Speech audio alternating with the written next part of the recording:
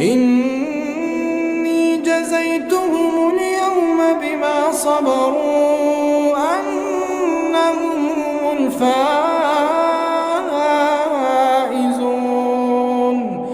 قال كم لبثتم في الأرض عدد سنين؟ قالوا لبثنا يوما أو بعض يوم فاسأل العادين.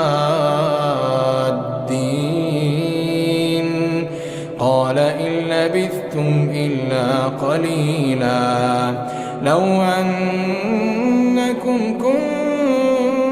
كنتم تعلمون. أفحسبتم أنما خلقناكم